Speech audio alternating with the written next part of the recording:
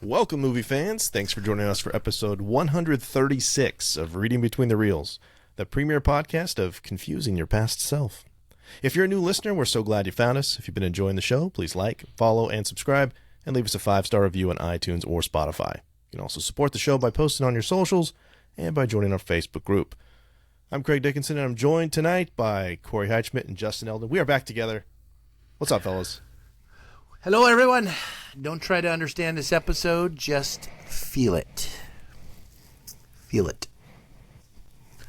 Hello. I'm coming to you from under the stairs, Harry Potter style, so I don't have any more internet issues. You're a wizard, Justin.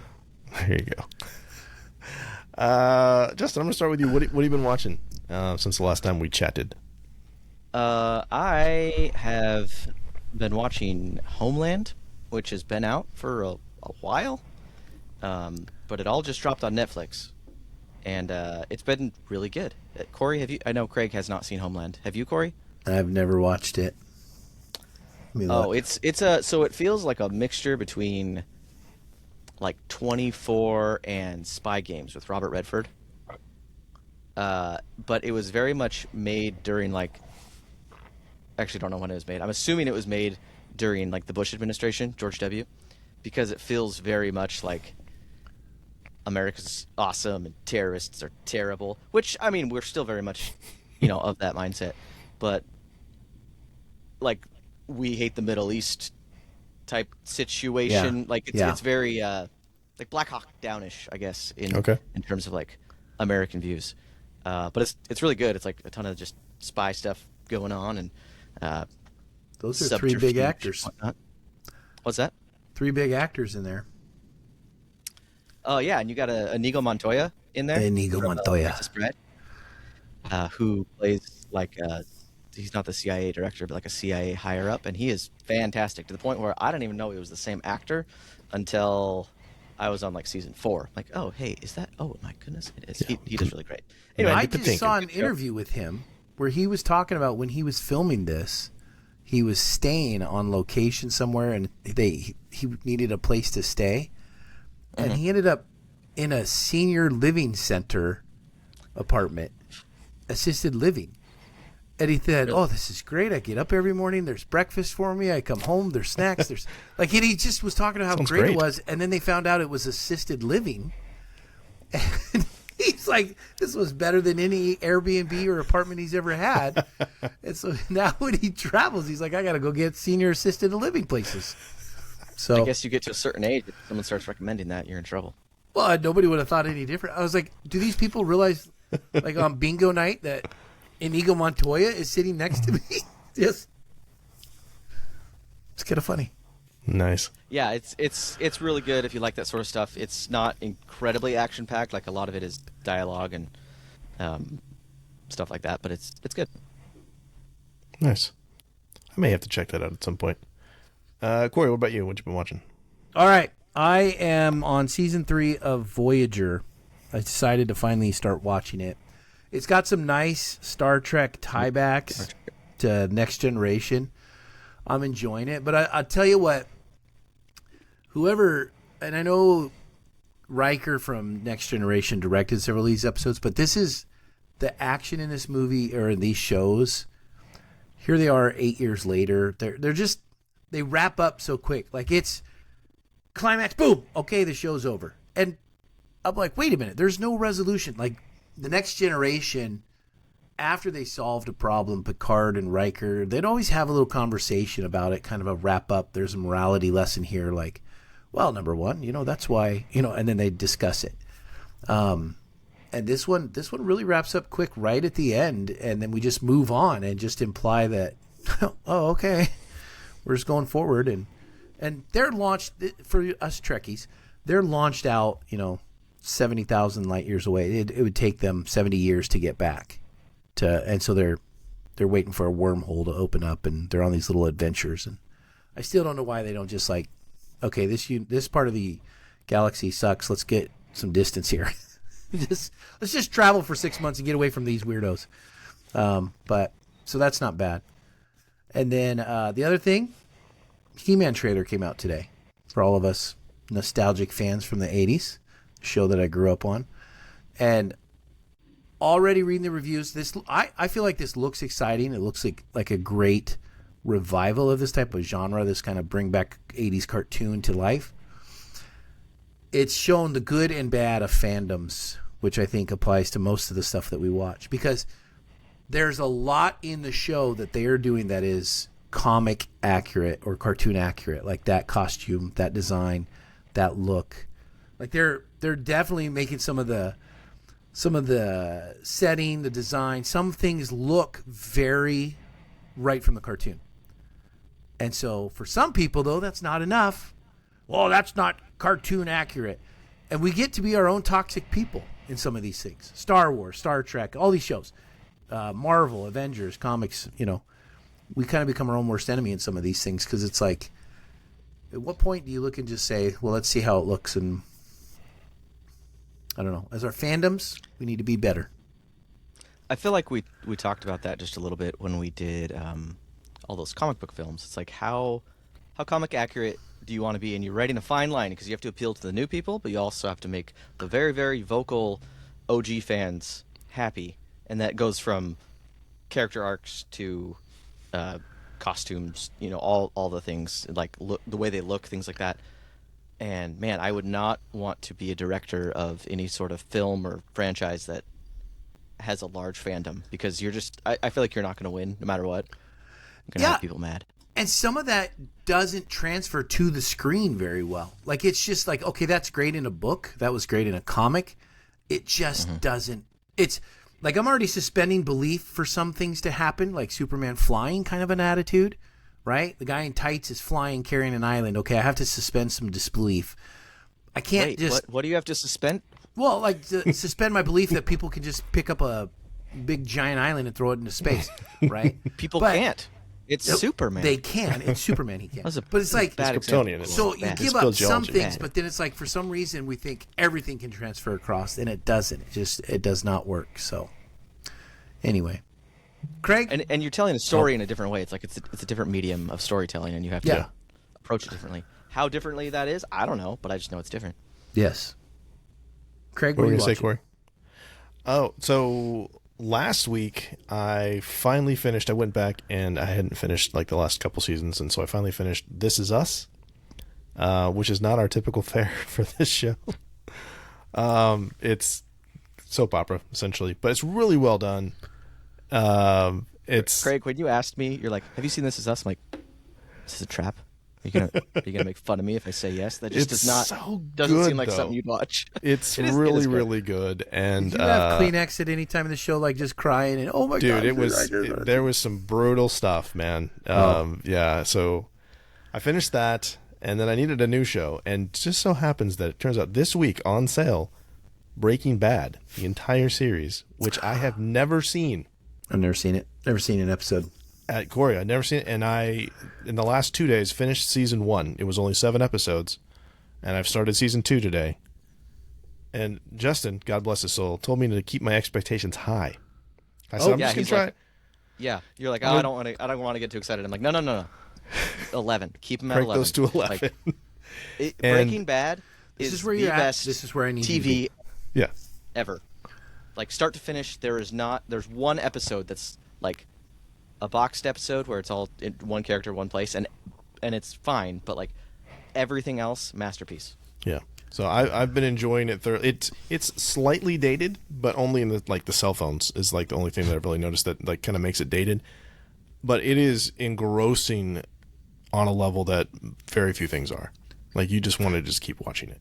And it's also, I'm kind of rooting for the bad guys. It's kind of weird. Like, wait a minute, I really love The Godfather. It's very similar in that regard where you're like, yeah, I kind of want these guys to get away with doing really bad things. But because there's worse people. You know, he's doing it for a good reason. So, it's Robin Hood. Yeah, it's quite to that level. But, yeah, there's some kind of some subjective morality or whatever. But it is really, really well done. And it's not like Lost or Stranger Things to a lesser degree where it's like we are going to open so many plot holes and character arcs and then just never finish them. Like I feel like everything has a very satisfying ending and it's over and you're like, I feel good about that. Yeah. And I don't like a lot of shows don't pull that off, especially long running shows like that. Yeah. I mean, it's not that six long, but- 6 seasons, I think, but it's only 62 Yeah. episodes. Like, there's not a ton to it. So, But I mean, that's still a fair amount, and like no, you it gotta stick totally that is. landing. But you can see that, like, it's not again, I haven't seen it all the way through, but to me, I'm looking at that and I'm like, okay, this makes sense that you would have gone out on top instead of just stretching this out over and over. Because I'm also finishing The Office again, and I'm in season 9, and I'm like, this is probably at least 2 seasons too much. And there's still some funny things in there, but I'm like, okay, this needed to have wrapped up All already. right. I'll You forgive you either for die saying the that. hero or live long enough to see yourself become the villain. Yes. Oh. All the way back to Nolan, which is what we're talking about tonight. Look at that segue. Because Man. we are I back couldn't have talking written about that good of one. Nah. Tenet. We're talking about Tenet. So this is our second of 2 parts on Tenet. And Justin, I want to give you, just first off, since you were not able to finish the last episode with us, do you have things from cinematography or sound that you want to talk about, or do you want to just jump right into performance and go from there? What do you want to do? Well, I'm just going to tell the audience a secret that I don't ever listen to our episodes because I hate Horrible. the sound of my voice. Corey, do So, you I listen mean, to our I think episodes? everyone. What'd you say? I lost you there. Thank What you, was that? Corey. What was Okay, that? I don't. What? Listen, I can't do it, Craig. I'm not going to lie to you. Who is it, the actor? I think Brad Pitt or somebody doesn't watch their shows. They're like, I can't I'm sure there's do it. more than one. And I'm with Justin. I can't stand myself. And it's hard enough for me to like the clips on Facebook. Also, like when I listen to a podcast or something, I want to like digest new information and learn something. I'm not going to learn something from like we. I already know. We already talked about this. Yeah. Like I know you guys. We talk Yeah. about this all Craig, the time. you Anyway. listen to the podcast? Of course I All do. of them? I mean, just a little peek behind the curtain. No, I have to. I mean, I have to because I have to make sure. Yeah. And there's one or two. All, that, all like, 100 shoot, of I our have to views fix come from stuff. Craig. Those are all Listen, him. I'm going to tell you this. It is really surprising me that you haven't fired me by yet. That's what I'm saying. I you don't know, watch the video, but I do listen to the audio version. Yeah. Corey, we're going to cut your pay in half though. So. I knew it. I deserve it. I'm not going to lie. All right. Zero So, divided by zero. Justin, anything else that you wanna add, or should we jump Oh into? yeah. So the reason I said that is, did you guys talk about the soundtrack and how it's reversed? we did. in we the talked a heist little bit. scene? About, yeah. Okay, so that's amazing because it sounds terrible, but also cool and edgy at the same time, and just the fact that you can reverse the soundtrack. Yeah. I wonder if Yeah. Hans Zimmer watched this after, because this is like one of the first that Hans Zimmer doesn't do with Nolan, Yeah. and I wonder if he's like, oh man, that's a good idea. Yeah. There has to be some healthy competition with that, right? They had to have listened. Yeah. Oh, what would I? Yeah. I would should have have done that. Yeah. That's what he's saying. I would have just rocked this. Oh, I Ludwig don't know. Göransson stepped up his game. I couldn't tell the difference at first, and before I found out it wasn't Zimmer, I was just like, oh, it's just a typical Nolan score. And I was like, oh, it's not Zimmer? Okay. Yeah, because Cool. Zimmer's like incredibly talented, but this is, it's out of the box. I don't know if it works Yeah. really ever. Cinematography wise, no, I don't really have a whole lot. Like, not anything that we haven't said before Okay. for just Nolan films. Like, it's all Nolan films all feel the same. Like, they could all exist in the same universe. Yeah. Not that that's a bad thing. That's good. Okay. So, for body language and facial expressions, let's just go ahead and go down there. Like the two biggest thing that I had first off is that there's the hand gesture. I'll do it for the video. This is Tenet, right? And then just the choreographed backwards fighting, which had to have been ridiculously hard to put together, and even more so to perform. But it's like the sound that you mentioned, Justin. Like, I can't quite tell what's happening. I just know something's wrong in my brain. I'm like, this is just off, and I can't quite put my finger on why it's off. I mean, I know from story-wise it's backwards, but like, Because how do you choreograph moves that wouldn't make sense with momentum or gravity in some situations? Because one of them is going backwards. Like how do you figure out? Oh, physics is going to apply to this situation in this certain way, and like when one person's going forward and the other's backwards. Well, and do they just film it where the guy was filmed forward and they reversed it, or did they do something? Because you can't just reverse it because then it looks too hokey. Shot. yeah, Like one of them would have to have been acting backwards, Yeah. and probably have a fair amount of strings and pulleys around him to make him Sure. move that way. Yeah, that's why he's helmeted, right? So that you don't have to do the replacement head. They would have had some way to say, this is how you move when you're in reverse time. And this is the algorithm, like this is the standard. So they would have had it set. Yeah. So what are they the do that markers? fight twice, what are the markers right? that we know? You get that speaking fight of twice. that You get forward helmet- and backwards. Yeah. Speaking of the helmet, Craig, so when they just after or before they blow up the plane, depending on where you're watching, when you're watching the movie. So anyway, they blow up the plane. One of the protagonists, because he's fighting himself, is wearing the helmet with a visor where you can't see his eyes. Mm-hmm. So the first time you watch it, you cannot see his eyes, so you don't know it's the protagonist. But the second time you watch it, you can see his eyes. Like the visor is now less opaque. Yeah. Which kind of irritated me a little bit. Like I understand that is now the character you are following It's a is the story reverse reason. protagonist, so you want to see his facial expressions. But I'm like, no. You had a different visor before. That don't make sense. I don't like that. But whatever. Small nitpick. Nitpick. Did you have anything else you guys wanted to put out with costumes? I have a ton of stuff with costumes. I thought there were some really interesting things. Oh, costume? Or I'm sorry, I thought we were doing Yeah. costume? Yeah. Well, all part of performance. Costumes, Oh. body okay. language, facial So- expressions, all those things. So I really liked how protagonist. I'm gonna get there with the costume. Hang on. So protagonist, he was kind of like a blank slate, right? Like he came in as an unknown, like blank slate for the audience, but also off screen. Like this is like his first big role. He doesn't have any like dramatic prior movie baggage that he's carting around.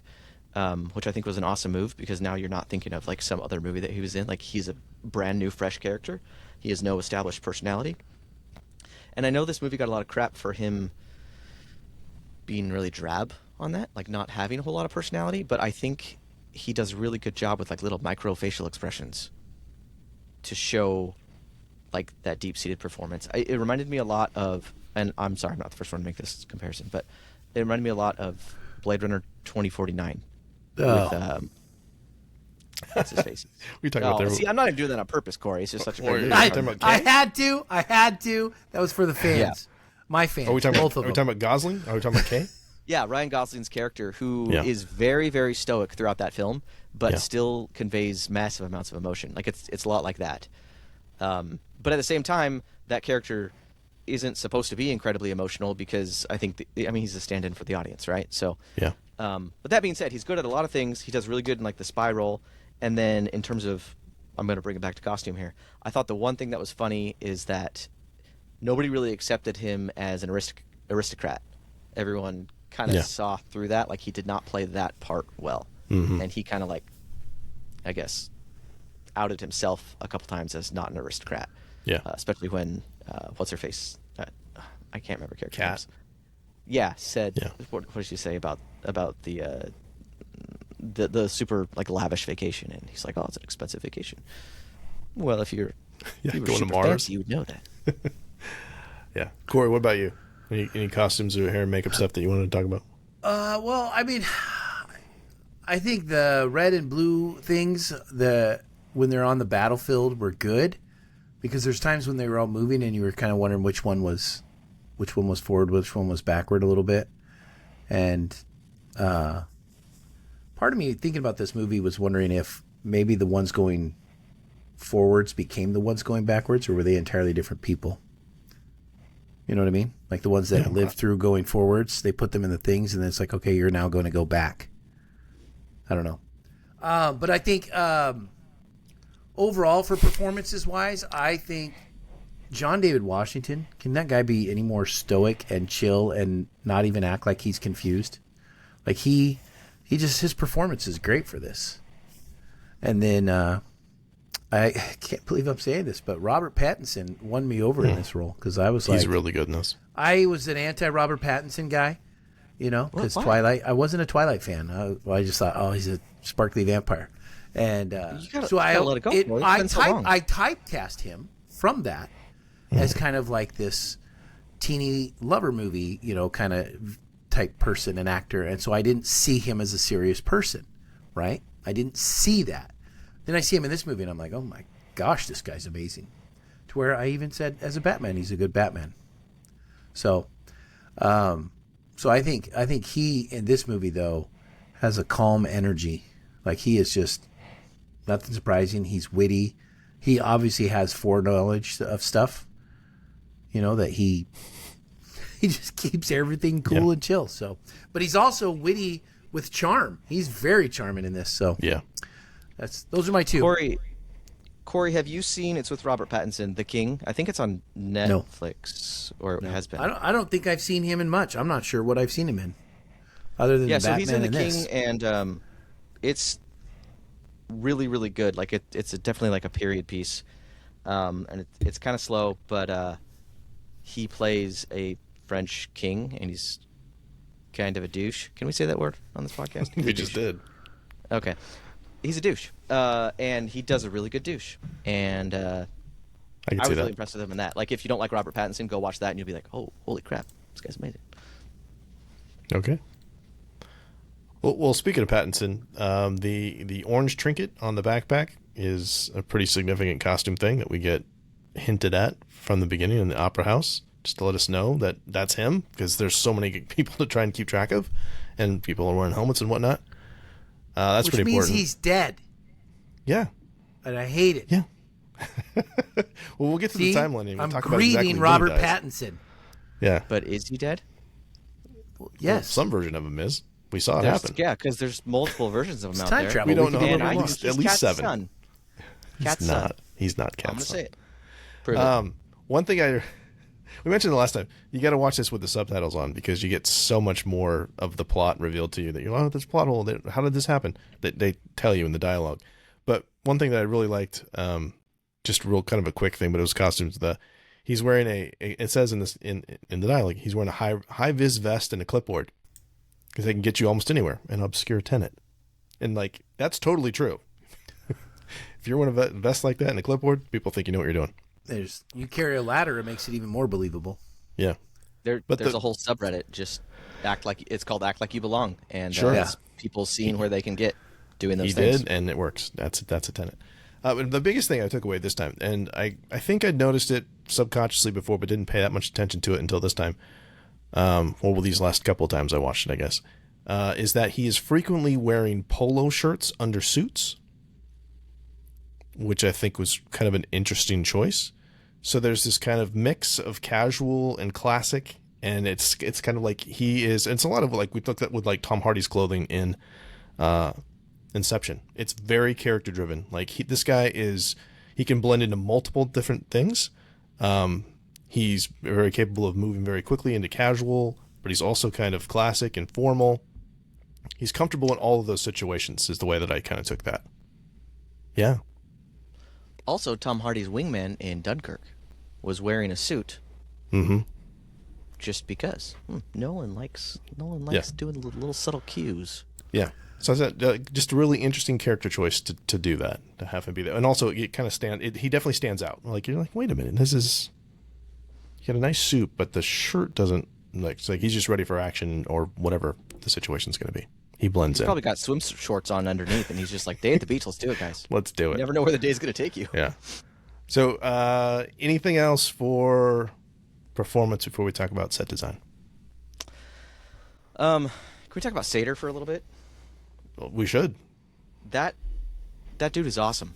Going back to the whole like baggage thing, I have a hard time seeing him as anything but Gilderoy Lockhart. Just like magic. Well, you are Harry Potter. But I've watched this movie now enough times, too many times, that I think I now see him as Sater, and he's really good.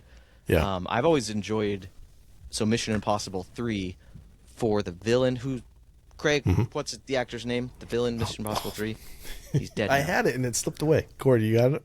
The Mission Impossible. Philip Seymour Hoffman. Hoffman. Philip Seymour Hoffman. Let's get there. Philip Seymour Hoffman. Hoffman. There you go. I call him Phil. So Phil, I love that movie because he's a very unassuming villain. Like, you look So at him, good. he does not look like an evil guy. But What's then your name? he Yeah. can, like, switch it. Yes. And I feel like Sator is like that, too. Like, there are scenes where you're like, I think I could be friends with this guy. He seems nice. Maybe a little fatherly, like a nice uncle. I don't know. But then other times where you're like, oh, he's just straight up evil. I hate this guy. He beat the guy. I think he looks at people like they owe him money. On the yacht. What's that? He looks at people like they owe him money. He's just Well, like, a he lot just of them glares at people. He just Yeah. looks over. Yeah. But that scene on the yacht where he's with Kat and she's kind of faking it because she's inverted. She's going backwards, so she knows what's up. But he seems sincere. I still don't know if he was sincere because maybe he knew that she was going backwards. I don't know. He was going backwards too. They're both inverted at that point. Oh, were they both inverted? Yeah. They're Wait, both inverted what? because He was inverted too? Yes. They're both inverted. Yeah, they're both of them are inverted and playing out that scene that they had played before, like 2 weeks before. That's why they have the conversation about it's not fear, or I can't remember off the top of my head, where she shows him the scar. He only would recognize the scar because he had shot her, and at that point in the timeline, the original one hadn't shot her yet. Yeah, because if they weren't both inverted, one would be speaking backwards. Right? Well, and she kills the future they went him, back not... and they were inverted to go back farther. They're not inverted. I shouldn't say that. They're not inverted. They're the future them They spat. were inverted, went back earlier, and are now going forward again. I think I get it. But they would have Yeah, had to 'cause his- live 2 'cause- weeks of inversion to get there. Yeah, You but had he to have did because 2 his weeks of plan's oxygen, done. 2 weeks of everything. Yeah, because his plan of the whole thing of burying the algorithm is coming to fruition at that point. But he didn't have that piece of the algorithm until after the Talon car chase, which happens the same day. But we'll get to that part. I'm like 25% I'm stupid, lost but every again. time I watch this movie, I think it cranks me up another like 15, 20%. Dang you, Nolan. Because Why I'm like, do you... I think I got it. And then Craig says something, I'm like, Yeah, we did talk about that. Mother Hubbard. I think we both mentioned that last time, even when you're still in the show before you had to leave. That like I have it, it's there, and then I finish the movie, and then it immediately leaks out of my brain. yeah, it's really, really hard to like I'm good. maintain an I'm right there. understanding of. Yeah, I took good notes, but it's not all there. So, Nolan- yeah, The I guy know. literally just said, I'm going to make a movie that some people can't access. That's what he said. He didn't care. I also think he's at the point in his career where he's like, hey, studio, watch this. I can do what I want type thing. Yeah. Oh, Like, for what sure. are you going to do? I'm Christopher freaking Nolan. Yeah. I think he says it just like that. Just like that. Probably says the F word, though. But this is a family-friendly He could be. podcast. That's true. So, setting design. This was nominated for Best Production Design, but lost to Mank, which What is I haven't Mank? seen. I've never watched Mank. I'm not going to watch it. Mank is, my understanding is Mank is a movie about the making of the movie Citizen Kane. That is Stupid That's award. a movie. Okay, but Citizen Kane, dude, you need to see Citizen Kane. I know I Never don't think watched either of it. you guys have seen Citizen Kane. Like, I've only watched it the once, but it is everything that people say. It really is. Oh, wait. It's a movie? It's not a documentary about it? No, it's a I'll allow it. dramatization I'll of the allow it. making of that. Yeah. I'll give it a pass. All right. That's So fair. even still, like, yeah, the production design on this is amazing. Lots of real world stuff. We talked about this a little bit in the last one with the big wide shots. Like we get the Nysted wind farm, that shot, like that's a real place. Like those giant fans, it's clearly a real place. The Amalfi Coast, where Sator's mansion is, that just gorgeous establishing shot. You can't fake that stuff. I don't know if you did, it would look pretty fake. So no CGI sunsets for you, Justin. No CGI sunsets. I think that's my favorite thing about Nolan is that he's like, you know what we could do, guys? Instead of CGI in it, we can just wait for that freaking time of day and record it at that time of day because it happens literally every day. So But why the would lighting we might be CGI it? terrible. It makes so much Yeah. sense. That's fine. Lighting might be CGI terrible, that. so film it in that lighting. That's fine. Make it work. But yeah, so I don't care if it's a cloudy day, if it's a sunny day. Work with it. Just don't CGI the freaking sunsets. You have to pay people filmed, overtime. Yeah, they filmed stuff in Estonia. They actually went to Estonia, although the opera house is in Estonia. It's not in Kiev. That's not in Estonia. But the one thing that made me kind of chuckle is that they still filmed like the Stelsk 12, the big battle at the end. That's in Riverside County in Southern California because, yeah, you could easily find that out in about an hour and a half east of LA. That's what it looks like out there. And nobody really knows what Russia looks like, so you could just, you could film in Antarctica and be like, Russia. Yeah, well, it's like there was nuclear waste that happened over here. That looks like Southern California. Yeah. Some other things, just set decoration and props. What do you guys have for those things? Talked to some about this a little bit the last time, but anything airs? For set decorations? Okay, first. And I don't the want to say props? anything. You can say I'm going to tell you this. Yeah. It's a different take on a time machine. That's the part that... Very different. And this is a very different take on time travel. And that's... Because I feel like time travel in this episode is a prop. Am I wrong? It also is being used as a prop. Because you get a normal time travel movie and you're thinking about what you change, what you can't change, how far can you go, can you jump around, what if, you're thinking like that, right? Like Time Cop, great movie. Time Cop, Back to the Future, Hot Tub Time Machine. What's the other one that they say in Avengers? Are you listing off the things from Avengers Endgame? Yeah. I was listing off the ones, and there's one more. I can't remember what it is. Anyway, but like you think time travel, but here time travel becomes a very specific prop. You can use it, but there are limits. You gotta have your own oxygen. You gotta have your own air supply. You actually are living minute for minute, going inverted. You got to plan how those bullets are going to come back to you. Like, that's a prop. That's a prop to use that. And it has to be like there's a pretty big commitment to time travel. You want to go, a month in the past, you got to sacrifice a month, literally traveling to the past. Right. Like that's a tough one. Like, yeah, you can't just, there's two of you in this timeline right now at this moment. You may not know that, but you are living that month minute for minute. So it becomes a crutch that you can use, but also very specific, hard way to do it, And so in your head, you're not thinking normal time travel, which eliminates some people who don't want to deal, because time travel is fun. I love anything with a time travel. I'm like on board with it. I love those movies. Because when it's instantaneous, it's fun. Love it. But it's not instantaneous here. Which, I mean, also, like, kind of along with those lines, I don't think I quite understood exactly what the proving window was before these last couple sessions.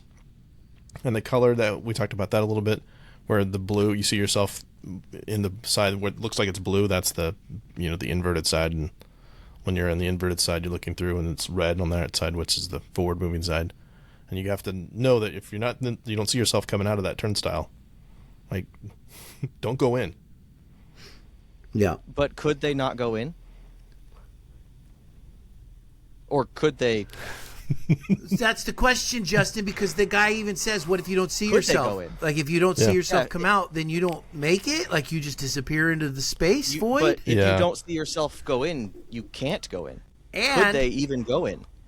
Would that mean that someone's done it that we just didn't see? Because I want to know what happened to them. I tend to think I think those are interesting questions, but I think that the proving window is more so that we can have the backwards conversation. They really wanted us to have that conversation where Sater and the protagonist are talking, and where Sater shoots Kat and trying to figure out where the algorithm is, and so we get to see that from both sides.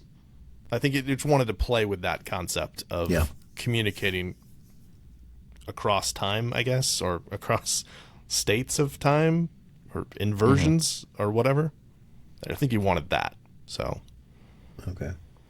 Which is funny. If you would talk to yourself, you would have to carry on both sides of that conversation. But not at the same time, because you'd already done one before. Yeah, but then the second time, you would know what the other side is going to say. So weird. I suppose you could do that, though, right? I mean, if you can fight yourself. Oh, my goodness. So, again, there's a part in the movie right before they go into the turnstile for the very first time. Yeah. That there is a prop in there that I think is really ominous. Okay, so they're walking to the turnstile for the first time, and they kind of look through like a gate, like a slated metal gate almost, and on the other side there's a guy sitting in the car, and he's wearing like that blue mask. And it kind of like lingers on him a little bit, the blue oxygen mask, and you don't really know what that mask is. but it gives you a very uneasy feeling. And you don't even know what it is for, a few moments more. But just that one silent shot of that guy sitting there just kind of sets the tone of like, oh, okay, this something new is happening. Like, what is going on? And I feel like that's so much of the movie in general with the props, but then moving over to like the sets and the filming location. Like, none of this movie feels welcoming or personal. It's all very, like, even the characters. I mean, the protagonist, the main guy, the stand-in for the audience. At no point do you feel like, oh yeah, I feel comfortable, I feel good about this, because you got like, you're in bunkers, you're in high rises, you're in airports. Nobody likes those places. Like, those places don't feel good. And then you couple that with like the color palette of the whole film, which is grays and like light blues and stuff like that. Like, it is not a happy place. Yeah. like no one's feeling good about watching this movie. Yeah. You know what I just thought as you're saying that about nothing really comfortable? I was thinking, oh, well, let me see if I can figure out a scene that's kind of comfortable. And I immediately went to one of the first times, it might even be the first time that Neil and the protagonist meet each other, where the protagonist, or Neil, orders the drink for the protagonist, and they're sitting there. But even that, it's like they're sitting up against a wall, and like it doesn't look like very uncomfortable chairs. There's no table. Like, and protagonist always sits kind of on the edge of his seat. Yeah. Too. Yeah, he kind of hunches and leans over. This before, where Sater is kind on the yacht. He seems a little kind, and like you get to know him. But the yacht feels a little bit cozy, but you're still on the edge of your seat because you're like, why is this lady pouring sunscreen on the ground? Why is she like spraying this thing down? What is she doing? And yeah, well, you see, part you find jarring. Yeah. Speaking of props, you can tell Sater's body when he hits the edge of the boat. It's like a rubber mannequin or something. You can. The way you wasn't you great. know? They Have you should've done redone this, that. Justin? That's not the sound you heard when you did it? No, not the sound. I'm talking about when it hits it. Like, you see it like wobble. Oh, We need to cut that part. He landed kind of funny, didn't he? Yeah, that's Yeah. that's a dark. But I mean, That's true. we do have to talk about, just briefly at least, the physical algorithm, which I thought was a really interesting. Like, I don't even know how that works. That we just made this algorithm and like somehow it's metal. And But I don't maybe know. it's different types of metal that create friction. I don't know, magnetism. Open up a space. We needed a portal. MacGuffin, so there we go. yeah, I was gonna say, what does he call it in Spider-Man? Yeah, And it's it's big giant metal and it easy enough for me to break into 3 parts and just Yeah. Here you go. Toss it. well, it's for easy travel. Travel Yeah. size. We did talk about the plane a little bit when we did the cinematography, because that's a real plane that he crashed. Not from the air. Don't be so I love dramatic. Nolan. Anyone else would have. Oh, it's CGI. It. That part is. If we're going to yeah. talk about places and spots, okay, I got to talk about that silo in the battle, the pincer move battle at the end. Yeah. It's a The temporal guy, pincer.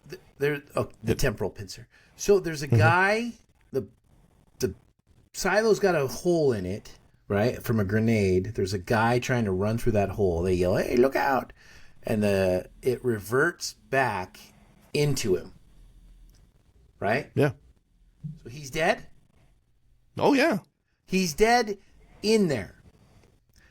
Yeah. Now wait, where's he go? That's the part, because this is one of those parts where the time travel hurt my head, because I was like, wait, so does that mean when they started the battle, his body was already there? He forever stays there to like, when does he like just disappear? Was he from I the think- blue team or the red team? He was one of the think ones that was everything is going happening. backwards. I think everything is happening, everything has happened, and everything will happen at all times. Yes. Like, that's the only way my brain can understand. Yes. The answer is yes. I don't see. This That's is a good where I'm question. like, Nolan, dude. Yep. This The answer is because, because in my head I'm like, okay, wait. So I mean, his body's gonna die and decompose on a backwards level. Is what's gonna happen. For him, he's staying inverted as he decomposes. So if you die while you're inverted, So he would be a skeleton when it was formed, and then slowly become a person as it goes forward, and then that is an excellent question, and I don't know. right. You see what I'm saying? He would be a Listeners, skeleton. ideas? Yeah, I don't know how that He's works. a If skeleton you die in the when you're beginning, inverted. and then he goes forward. He's now composing to where the moment it gets blown open, Composing. there's a It's human composing, that yeah. steps out. Like, The opposite. no, as time goes forward, I watch this Yeah. grenade blow this open, and all of a sudden I see a guy run backwards out of it. Like, what the heck? Wow. Yeah. Where did he come from? See, that's Yeah. the part. So is he composing or is he recomposing? He's decomposing. recomposing. He's not writing music, Justin. He's well But if composing. it's not decomposing and recomposing, maybe the middle of it. He's is composing. recomposing. As time is going forward, it's backwards for him. Yes. And So they're he's underground. now getting so his he's skin and tissues subcomposing, back too. together. He's now getting himself back together, and then That I did not think of that. nobody did. This is how my mind works with time travel. Yeah. Wow. Okay. Again. Do you have something else? But it's a great But my point is that silo scene is a question. great invoking Yeah. scene. One small second of a show, and it keeps me up at night. I have one last thing for props. The main thing I want to talk about tonight is the timeline, and this was one of the big clues for me of how the timeline works, and that is Priya, who's the Indian lady who's also, she's the arms dealer. She has a newspaper with the news about the explosion at the Oslo airport, and I had to pause it because I wanted to see it, but the camera does zoom in on the top where you get to see the date.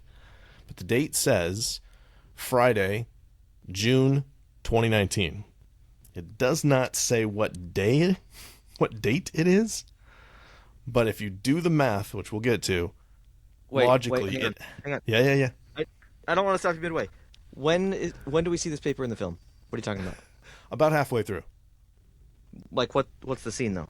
Well, she sees the protagonist on a bus or a ferry, and she has the newspaper, and she's like, "This is your handiwork" or whatever, and it has the story of the Oslo airport exploding. Okay. Or the crash at the 2019. airport. So it's got to be June 28th, 2019. 2019. It has to be that way because it has to be the last Friday of June. Even though it doesn't say it, which I thought was really interesting that he does. Like, Nolan wants Jesse. Like, he shows you it, and it's only like a split second, but if you pause, you can see it. He gives you clues, but he doesn't straight up tell you, it's June 28th. Is But it June kinda has to be. 28th a Friday in 2019 though? It is. It's the last one. Because Like when we in get real down, life, you check the calendar. no, yeah, for sure. Oh, okay. Yeah. Because we'll do the math and we'll talk about the day. I think, we'll get there. So, any other props before we move on? No. Your mom prop. Sorry, had to. What's that? Nothing. It's fine. I will listen back and I'll hear it. You'll be- I just said your mom's a prop. It's a lovely lady. Wow. Okay. Let's talk. I'm trying to see if we have any characters we haven't talked about yet. Yes, we mentioned I said John. something really stupid when Craig and I watched this together. What did you say? I forgot that this Kat, the actress that plays Kat, also played Princess Diana in The Crown. Hey. I've seen The Crown twice. Yeah, you're like, what did you say? She I should was play like, Princess I think Diana. She'd make a really good Princess Diana. Like, she kind of has that feel about her. It's because Yeah, and I haven't seen it, and I knew you that didn't was even her. know. yeah, my biggest understanding of Princess Diana comes from The Crown. So that Yeah, Elizabeth idiot. Debicki. See, what did I say earlier? 45% stupid? 25? I don't know. She also plays, I can't remember what the character's name, but the real tall golden lady in Guardians 2 and 3. Can't remember what. Oh, yeah. Oh my gosh, she is. Yeah. Yep. She's also in the newer Great Gatsby, the Baz Luhrmann one with Leonardo DiCaprio. She's in that too. Wait, did you say newer? Didn't that come out like 15 years ago? Well, it's not the one with Robert Redford from the 70s. So, Oh, okay. So new. Okay, I the see one what from you're this saying. century. Newer than that one. Yeah. Comparatively speaking. We talked briefly about Michael Caine, and just he's got one scene, and he's amazing. He's very Yeah, he cheery, seems. I don't know if chipper. it was intentional or not, but he seems way older than Michael Caine normally seems. I guess this is probably the last time we see him I on think screen. it's his last role. I think He's he's always retired a dirty, at rotten this scoundrel. point. Yeah, because he was speaking almost as if, and again, maybe it was an intentional character choice, but almost he like does. he had dentures or something. He feels old. Yeah. He has a great line. Craig, what's his line? Oh, about how the British don't have a what's the line about? They don't about have a snobbery? monopoly. They don't have a monopoly, just controlling interest. Just controlling interests. I forgot about that. So good. Yeah, that was one of my favorites from I mentioned last time. I just like this name. So Priya Singh, the Indian arms trafficker, her real name is Dimple Kapadia. I might be mispronouncing the last name, but I never heard of someone with the first name of Dimple. She's very good in this. I will say that. Then we don't know if we're supposed to trust her or not. And if you don't trust her, that your instincts are right, because she gets sniped at the end. Spoiler alert. she's going to kill Kat. Yeah. I hate that Nolan doesn't ever do sequels or prequels. I mean, Because there's 3 Batman This movies. deserves it, doesn't it, Justin? That wasn't like him, right? This movie's its own sequel. It doesn't need anything else. This movie Stop it. needs a No. sequel. No, Thank it you, does Justin. not. Are you No, with me? it doesn't. No, it doesn't This need a movie sequel. needs a sequel, and Inception needs a prequel. There's a book. There's a comic book. We talked about Shut this. up. The I don't wanna Cobalt read Job. a book. This movie I does hate not a reading sequel. books, It but I watch wouldn't movies work. with fake This names. movie works on its own because of the fact that it's all bent in on each other, on itself. But I want to see what happens after. That's just Or does lazy anything writing. happen after? Lazy Writing would be doing a cheap Or did what happened money grab after is sequel. actually before? Stop it. Martin Donovan, who plays the CIA boss, the first one that protagonist has. I think his last name's Faye. I was like, yeah, I've seen that guy in a bunch of different stuff, and I'd forgotten that we see him in Insomnia, that he's, Al Pacino's partner who accidentally gets shot in the fog. You guys remember all the way back to Insomnia? Yeah. That's like a big deal. It's a good movie. Yeah, it is a good movie. Aaron Taylor Johnson just shows up like halfway through this movie, which just jarred me. Something fierce first time I saw it. I'm like, so there's a whole like Tenet army? Yeah, there is. Surprise. Yeah, because it really seemed like there's really just like 3 or 4 of us, and then all of a sudden, Nope. who's funding this? Who's training Again, for this? Why isn't this a bigger deal? That's The where the protagonist sequel is to from the sort future. out. The No, sequel could protagonist is sort that out. Don't use your imagination, Corey. You can't say use your imagination for bad writing. It's Well, not you can bad say that writing. in any movie. Any movie could claim that. That's lazy writing. Hey, just use It's your not bad. imagination, No, audience. I'm sorry. I apologize, Christopher Nolan. No, you're amazing and I love you. Please come on the show. We also talked about Himesh Patel. We didn't talk about him. Mahir. He's the Indian guy who helps with the heist and takes over the airplane that they crash into the. We also see him drive the boat at the end. I like him in what's that? I can't remember the one where like the Beatles don't exist. Yesterday, you guys seen that? Oh, No. I wanted to see that, but It's fun. It's really fun. It's from the guy that did Love Actually and on About Time. I can't remember his name. Richard Curtis, I believe.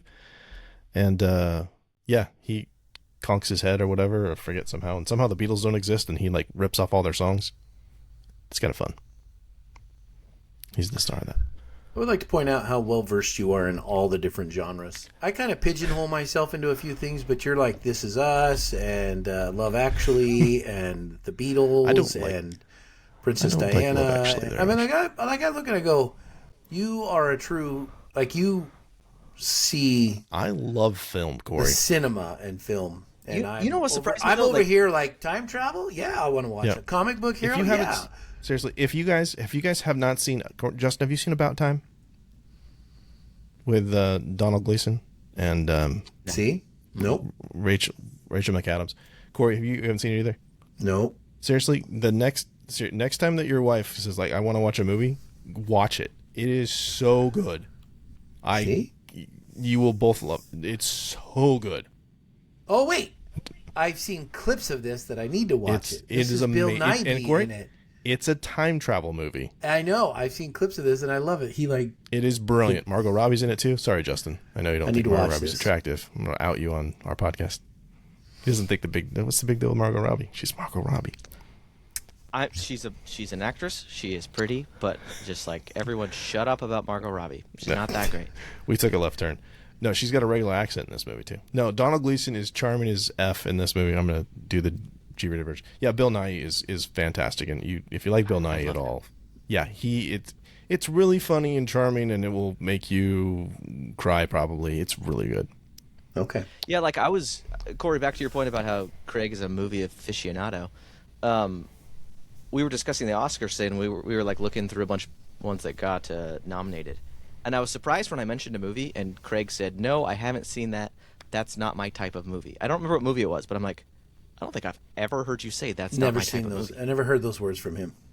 I don't remember what that was either. Movie was Like you great. could find you're like Superman. It You wasn't could find Sinners, 'cause I've the seen good in Sinners. everybody. You could find the good in any show. I don't know. I mean, I don't really like horror, but unless it's Or I'm agree with you there. like classic stuff or something that's. Oh, that's what it was. Yeah, that's what it was. You It liked was. it quite a bit. It was weapons. Oh, Weapons. Yeah. Well, it was That weapons. a I weird haven't one. seen Like, weapons, but that's also it was Yeah. spoiled for me. So it was like, yeah, not- I already understand know if the you I already wanna know see the it twist. spoiled, but I genuinely enjoyed Yeah, that movie. That's there's certain movies like that. Okay, the last one we we talked are about way a little bit off, a little break. I did want to mention we talked a little bit about last time. Clement, I'm going to say her name probably wrong because she's French. Clements or Clements? No, it's there's the accent mark. Clements Posey plays the scientist at the beginning, the blonde scientist who may or may not be the one who invented the algorithm. Has to be. She's the only scientist mentioned, and she's discussed. There could be other scientists, Corey, in the world.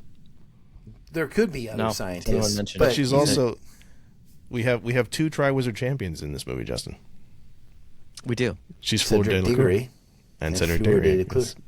Yeah, there you go. So I thought that was kind of fun, even though they have no scenes together. I wish they would have. But that's not Nolan's thing. He wouldn't do like a wink and a nod to a Harry Potter movie. No, he doesn't do Does it Easter does it eggs count like if that. he's a Triwizard champion that dies? Like a He loser? dies. He dies in this one too. Yeah. Yes. Or does he? He does. One of them does. But does he? We also mentioned last time. I'm going to move us down a little bit because I want to talk about the timeline. Yes. Bootstrap paradox. Again, Who Corey. invented everything? This is the bootstrap paradox. Is a beautiful paradox. Who does the work to get it? If you bring something from the future back to the past and use it, then where was it really invented? Bootstrap paradox comes up in any time travel movie. It's always one of those concepts you have to address. Like, it's the problem. You can't Well, bring the entire something from the temporal past pincer. to the future and then grab it and say, I'm going to use it, because then in the future you have to make sure to send it back to the past. And then when you do it, who's the one who invented it? It's the same thing with the temporal pincer. Like, they're going into the fight with the intel from the people that came back, and then they give it to the people that then go into the fight. Yes. But then who gave the first people the intel? Yeah, because they're having their briefing, and the other part of the battle's already happened. Yeah. So the whole That's why it's like algorithm, everything has already everything invented Yeah. was invented from the future to go back to the past. Some point, the first time travel had to take place, Yeah. and that's the problem. I would really There like- is no point where the first time travel took place. If one of our listeners has not seen this movie, I would like you to try and describe what this movie is about just based on what we're talking about without having seen the movie. Yeah. Heck, even if you have seen the movie, someone describe it to me, please. Yeah. All right. Okay, I'm gonna try and unpack the timeline. Are you guys ready to do this? See if we Yes. can. See if I think this makes sense. Okay, so the big thing that we have to remember is that most of this happens on the same day, June 14th of 2019. First, the beginning of the movie starts. The Opera House, the siege on the Opera House. That's in the morning of June 14th, right? After they invert and go back, the Talon Highway car chase is also on June 14th. That's just a little bit later that morning. What we see in the movie, the second thing we see is like the protagonist is like, apparently he's in like a coma, but apparently he's only in a coma for like a day or a couple hours for this timeline to work. Can you do a coma for a couple hours? Can they just knock you out for a couple hours? I'm not a doctor, but I play one on TV. It's medically induced. They rebuild his teeth, all that stuff. That's middle of June 14th. They breeze right by that. Yep. Like, oh, you lost your teeth. Oh, you got all your teeth. Why We even rebuilt remove it. the teeth if you're just Yep. going to put them back? I thought that was weird. Yeah, it's the Torture him Staus in some other way. the final pincer movement. That also happens on June 14th. I'll get to why this all makes sense shortly. And then, of course, Kat killing Sator, where they both had already been inverted, so that's their future selves that both took the place of their past selves. That's why she sees, present day, I guess. 2 weeks ago, Kat rolling up on the boat with Neil. Yeah. So Sator and Kat are on the boat, both as their inverted selves, having Well, they're not their replaced- inverted selves. They had previously been inverted. Went back 2 weeks. Yeah. Okay, so they're not going backwards. They went further back and then caught up to themselves. Yes. But which we see never quite a mind. bit. We see that happen multiple times, right? Because they're on the boat and the boat's moving backwards and they're in the oxygen tank or whatever, and they're talking about what they're going to do. We see that with the protagonist and Neil and Kat. Yeah. So here's how the beginning of all this is. I started figuring this out. So obviously, when the movie starts, how does all this stuff happen at the same time? Well, the Michael Caine briefing is huge because during that conversation, he mentions how there was an explosion at Stalsk 12. He says 2 weeks ago. That sets everything up because that's that final pincer battle, which we haven't seen yet, but it happened 2 weeks before. But it can't have happened exactly 2 weeks before, so it has to be around June 26th or 27th. 14th is the day that it happened. So we can go 12 days earlier. Are you with me? Yes. Yes. Yes. Sure. So he explains that this thing has already happened 2 weeks before, which is that's the Stalsk battle we see at the end. Shortly after that, then we have the Oslo Freeport heist. We can assume that's the next day. He gets right to it. That has to happen on June 27th, which is a Thursday, because the newspaper is the next day, Friday, June 28th. That's how we get from 2 weeks before the first day. Then you have to have time for it to happen. Then you got to have the newspaper article. Does that make sense?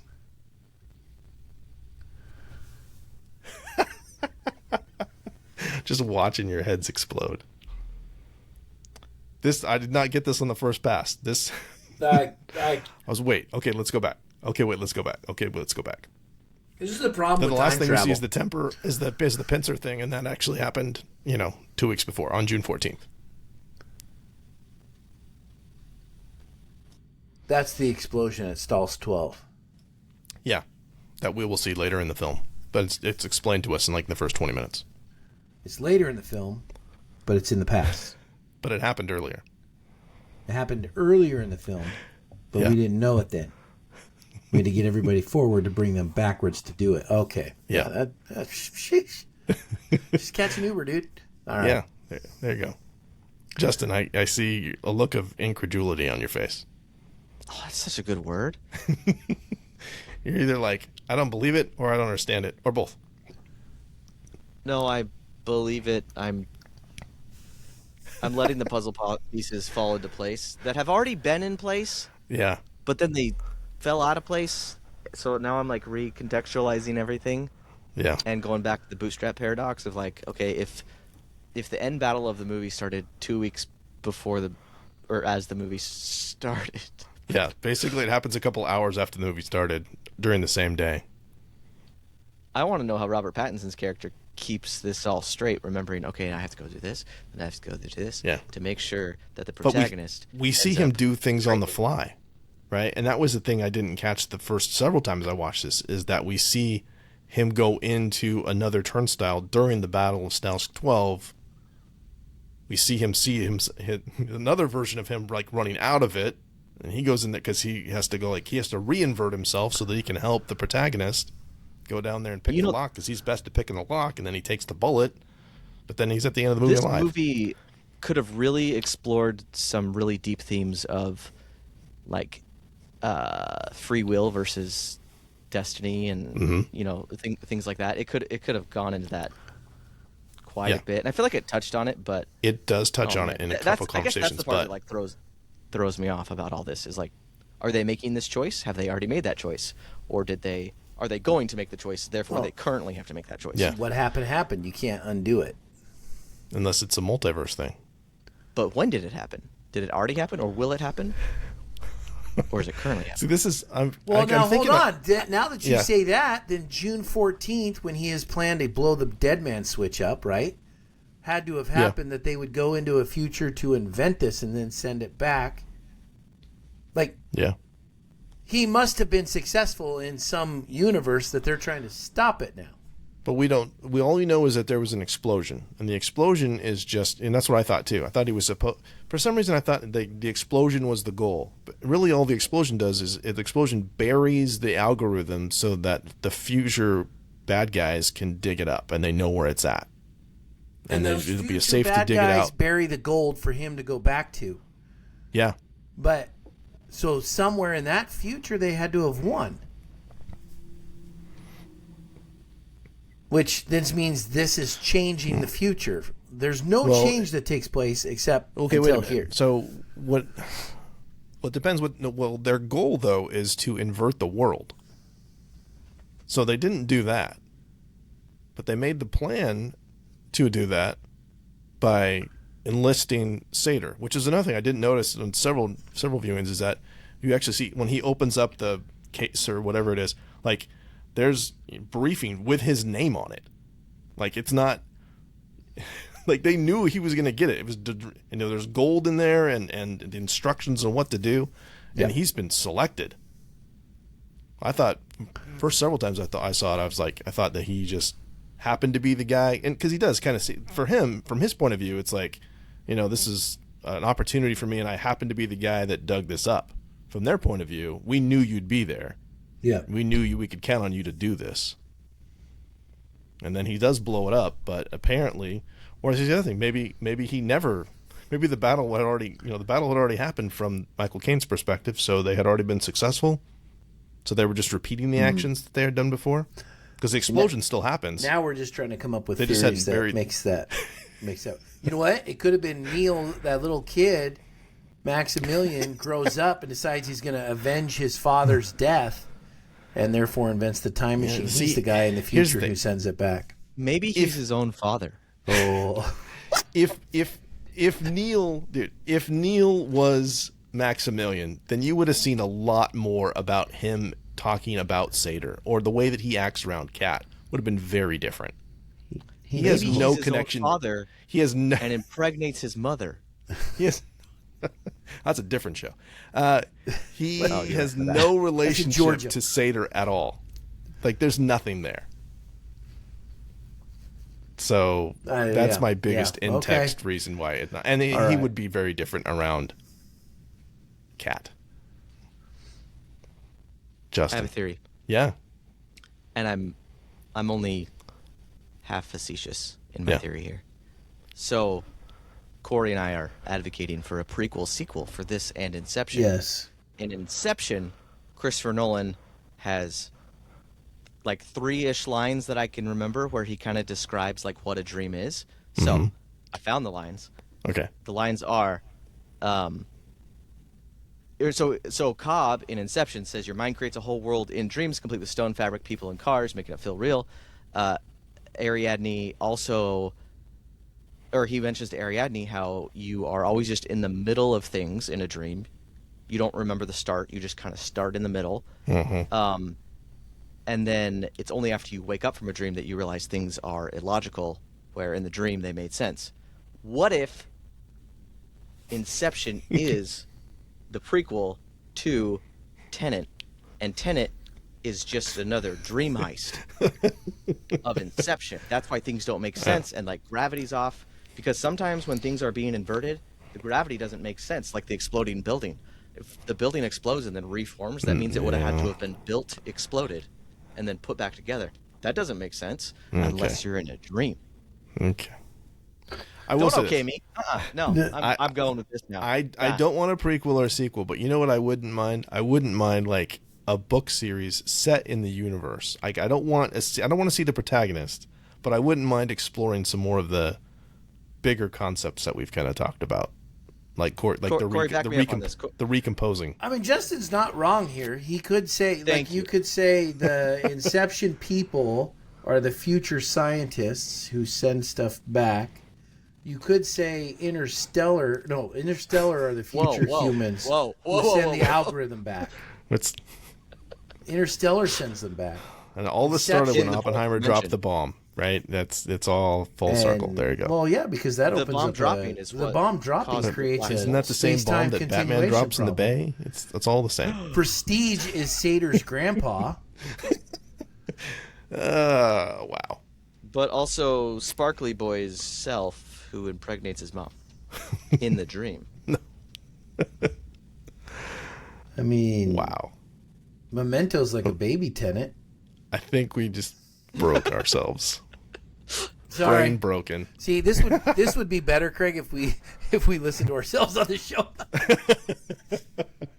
Again, I don't know how you haven't fired me yet. About the Inception thing. What if this is just like Inception if it was all dream? Yeah. No can do. Yeah. I love. Okay, this is my last thing I'm going to say. Actually, let's go ahead and go on to final thoughts. I'll save it for there. So let's talk about that. Because we're. I think it's time. I think I'm going to start. I'm just claiming it right out of the gate. I'm going to tell you right now, because here's what I wrote. This is not Nolan's most accessible movie, as you can tell by how our podcast has gone. And the problem is, we knew the podcast was going to go this way because our future selves have already said it. And but I think this is also his boldest show to date. The boldest, like, I'm going to make what I'm going to make. Again, like Justin and I always say, the studio just says, Nolan, you have a blank check, let him cook. And again, also, I'll say it again. I say it every Nolan movie. 2.5 hours, dude. You're killing me. 2.5 hours. And not only that, you say, hey, I'm going to make a movie you got to watch 6, 7, 8, 9, 10 times. So now you're talking about 30 hours of your life invested just to understand it and still debate all the aspects on a podcast. So I'm just saying. What would you have cut from this movie to make it shorter? You can't. You can't cut a dang thing. In fact, he needs a sequel out of it. That's what I'm saying. It's not long enough. Okay? So, again, Nolan, you demand trust, patience, and rewatches. That's my things. Those are my final thoughts. Will the Odyssey be like this? I don't know. It's going to be long. I can tell you that. And Oppenheimer's longer than this. So in the next one we're doing Oppenheimer. Yep. But again, I don't know what. That's a great point, Justin. What would you cut? This movie doesn't drag. I'll tell you what you could add. I'm having a hard time keeping up with it. If you don't want to do a sequel, I get it. But you know what you could have added was his quote at the end when he snipes off that lady and says, "I realized I wasn't working for you. We've both been working for me." That was a mic drop moment. Like, we've both been working for me in the future. Yeah. Give me some wrap up with that somewhere. And that would have kind of taken care of the I need to have a sequel idea. There. What if it's my final thought? The sequel is watching. What if you watch this movie backwards? Put it in reverse. I'm halfway serious because all the inverted scenes and talking backwards would go forward. I just think we get so much hinted at the future that's your sequel. It's there. There's all that story's been told. To a large part. No, it's all been the sequel would be like we're going to see him like recruit Neil. Like, what do we need to see? Sequels and prequels are best when they're alluded to, and then you expand upon that. Like, I fought with your father in the Clone Wars. Boom, get a bunch of movies out of that. This it's alluded to. You don't need those 3 movies, Craig. Prequels, nah. No, that's very different thing. Though. Obi-Wan already alluded to it. It's fine. No, but we literally have the future interacting with the present.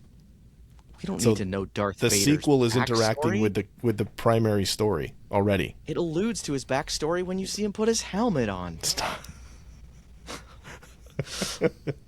See again. What else? Dang you, Christopher Nolan! This is your fault. Yeah. See what you've done to our podcast. Yeah, but we still love you. Yes, very much so. Please come I'd on. love to have coffee with you. Okay. What else you got? Final thoughts. I got. Oh, were you done, Corey? Yes, I am. Okay, so I really, really think that Christopher Nolan with this film, like, invented a new genre. Like, we expect to watch movies in a certain way. We expect to watch a movie and be like, "Oh, that was a good movie," and maybe for enjoyment's sake, you might watch it again. But this movie like demands rewatches, and I think the problem is, like, 1, it came out during COVID, so I don't think it did super well because of COVID lockdowns. 2, I don't think audiences expect or expected or will expect or have they already? No, never mind. I don't think they expect to have to watch a movie multiple times in order to understand it. And I wonder if maybe he made Interstellar, where Interstellar did so well, and you could like buy passes to go back and watch Interstellar, and he's just like, what if I made a movie that like you had to watch multiple times? It reminds me, so in Back to the Future, another time travel movie, when Marty McFly like plays the what song does he play? Johnny Be Good? No. Mm-hmm. Is that what he plays? Johnny Yeah. Be Good. Yeah. And like everyone's kind of blown away, and he's like, "You're not ready for that, but your kids are gonna love it." I honestly do not think audiences are ready for this type of movie, like me included. I'm not saying like, "Oh, these peasants don't understand it." Like everyone just went in, including myself, went in expecting for this to be like every other movie, and it is absolutely not. It is more of a textbook that you have to study instead of a novel that you just read front to back. And I don't know if the world's ready, Chris. It's too much. Yeah. No, but I will say, if anyone did not like this movie, watch it again. And if you still don't like it, keep watching it until you do. I don't know if that's Stockholm Syndrome or what, but like it gets better. Yeah. No, that's interesting that you and I just have been talking a little bit about the whole second screen Netflix thing too, where that's being, they're dumbing things down. Mm-hmm. So much so that like you're not even supposed to be really watching it. You're supposed to be on your phone at the same time, or you're allowed to be on your phone at the same time, and they're going to over explain things to you all the time. This is the opposite of that. In a lot of ways. Point. So that's where cinema's going now. Is that everybody and wants then with, to multitask it, and you can't. The pending, which hasn't happened yet as of this recording, the pending sale of Warner Brothers to Netflix. If the day and the same day release of the movies and HBO Max thing hadn't happened, that's what ended Nolan's relationship with the Warner Brothers. If that hadn't happened yet, it certainly would have happened now. Yeah. But did it already happen? It did. He knew about it. He's got a turnstile now. at his shower is a turnstile. Yeah. He gets in and gets out. Wow. That's hilarious. So I had a quote I wanted to share because we talked about a lot of there's a lot of like real world physics stuff in this one and theories like annihilation and Maxwell's demon, which I had to look up and I still don't quite understand. The grandfather paradox, bootstrap paradox, the absorber theory, all these things that are alluded to. What was Neil's like he's something like a what is Neil? He's like a theoretical physicist or something. Like he's smart. Yeah, good luck. Keep up. But Neil, there's a quote from Nolan. He says that we're not going to make any case for this being scientifically accurate.